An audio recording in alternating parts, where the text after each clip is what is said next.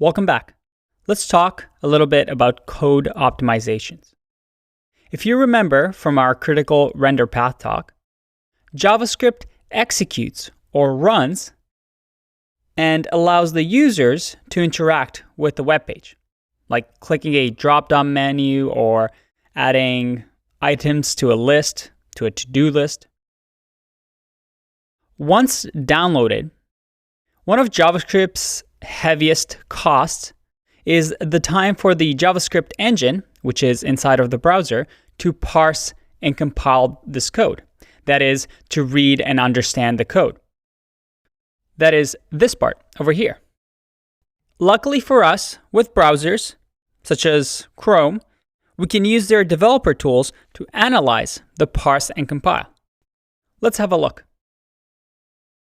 I have my Twitter page opened up over here, but if I open up the developer tools and go to the performance tab, I can hit record to actually see what is happening behind the scenes in terms of performance on this web page. So I'm going to hit record and then refresh the page. Once it's done refreshing, I'm going to hit stop. And now it's able to output whatever happened in that time period that we recorded. So looking at this, it can get a little bit overwhelming. There's a lot of colors, a lot of graphs, and there's a lot to take in. But I want to show you the main parts that might be interesting to you. The first is we have this timeline of our recording. And you can see here that as I scroll through it, it shows what gets loaded on the page. You can see that there's more and more things being displayed. Perfect. And we have this green line, which shows the first paint. You can see over here how it paints. And then we have the blue line, which is the DOM, content loaded, which we've talked about before. And then finally, the red line, which is the load event. The web page has loaded. So that's pretty nifty and nice. We can see how long it takes for our web page to appear on the screen. But the more exciting and interesting thing to look at is in the summary tab.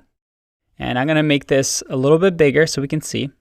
In the summary tab over here, we see that there's loading, which is we're waiting for the files to load. There's scripting, there's rendering, and then there's painting and a few other things. But the yellow part, the scripting, that's the JavaScript. This yellow part includes the parse and compile and shows that it took 1.8 seconds for the JavaScript part of the website to work. We can also go to the bottom up and look at total time. And we see again, once again, the yellow parts, the JavaScript that is running for evaluating scripts and function call. And then we also have the call tree, which again gives us some really good information. But let's not get too hung up on this. I wanted to show you this just to show you that JavaScript is a big part of this website loading. So spending a long time parsing and compiling code for a browser can heavily delay how soon a user can interact with your site. A topic that we've discussed before is the more JavaScript you send, the longer it will take to parse and compile before your website becomes interactive. Now, it's not just the parse and compile that has a cost. JavaScript execution, which is running the code once parse and compile happen, is one of the operations that has to happen on the main thread. And if you remember, the main thread is kind of like a worker in the browser. There's just one worker doing all the work, and we can block it with heavy JavaScript. Remember when we did the alert in our script tag on an HTML? It blocked the execution and we couldn't scroll or click on any buttons until we hit OK. So if we have JavaScript on our web page here, we request the JavaScript file because we've encountered the script tag, and then JavaScript finally arrives. We then have to run our compile, parse, execute. And then we encounter, oh, there's a fetch call in the JavaScript file. So again, we have to wait for that content to arrive to populate our JavaScript. And maybe then we have again our compile, parse, execute, and finally our page becomes interactive. And I want to show you another really good tool to be able to see this in action on a website. If we go back to our web page, I have here the Zero to Mastery website over here that is actually open sourced, and this was created by just students contributing to open source projects. Very, very cool. And then it has links to some of our open source projects that you have access to. Think of it as a playground for you to just test out anything you want. Anyway, using this website, we can go to something like web page test. We can enter the URL and then hit start.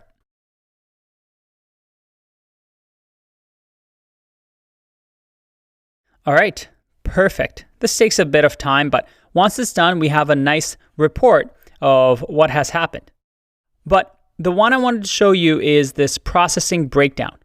If you click on here, it's going to show you a breakdown, kind of like the Google Developer Tools did, but in a really nice fashion to see what exactly is happening. We again see the scripting, the layout, the painting that took time, the loading, and we also see things like evaluating scripts, how long it took to evaluate scripts, how long it took the V8 engine to compile the code. And if we go back to our DevTools, we see again something similar, that we have the evaluate script, which is the script was evaluated and it took this much time. We have function call, which measures the top level JavaScript function call that appears only when the browser enters the JavaScript engine.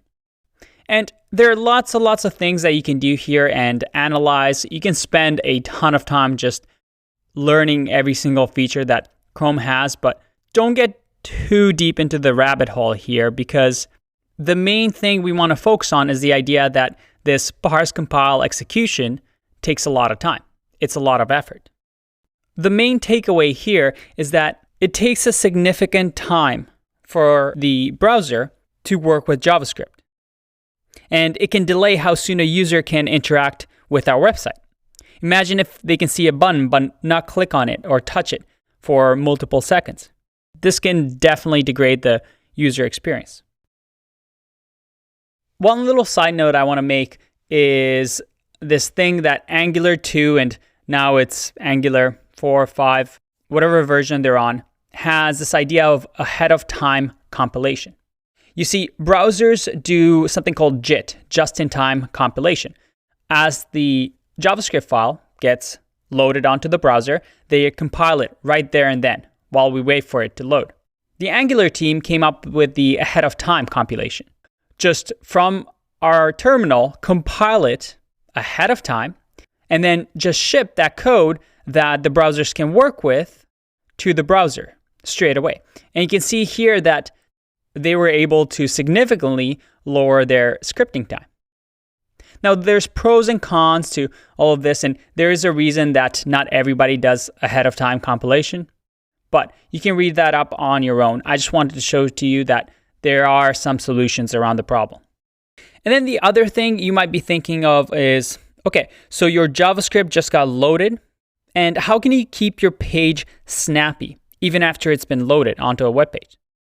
And that's all about limiting the amount of processing work the computer needs to do. Primarily, this means limiting animations. You remember the Keiko Corp website and how many animations we had. Don't go so heavy on them. Animations require a lot of processing and graphics power and can cause serious lag.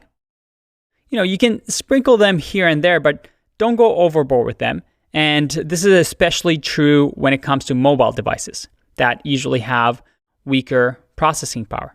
So keep that in mind. One of the biggest performance culprits is triggering animations during scrolling events.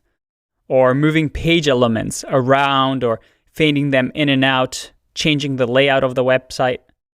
Not only does the browser have to process the visual changes associated with scrolling a dynamic page, but it also has to process all your animations at the same time. So again, think of this one worker that's constantly working for you. Don't get him or her too tired. Let me show you another thing. When you include inline JavaScript in your HTML, so that is, you put a script tag in your HTML with, let's say, source is index.js. This is a render blocking operation, if you remember. The browser must execute this script to completion before it can continue parsing the HTML. So if we go to evaluate scripts here, if you open this up, you see that parse HTML is inside of it. Again, I know I'm repeating myself, but it makes sense, right? If you're building a site and maybe it even targets a lot of mobile device users, do your best to, first of all, build and test on representative hardware. That is, using something like web page test to test on the mobile device power that your users may have. You want to keep your JavaScript parse and compile times low. And ideally, adopt something like a performance budget for your team that ensures you keep an eye on the JavaScript code and cost, and you don't just keep piling on code and code and code without testing your performance. And at the end of the day, we have the holy grail of what we want to achieve with our code. We want to have a fast time to first meaningful paint, that is, something that is shown onto the screen right away for the user. And then finally, a really fast time to interactive, to be able to interact with our websites as soon as possible. And in the next videos, we're going to talk about how we can do this and show you some really fun examples. I'll see you in the next one. Bye-bye.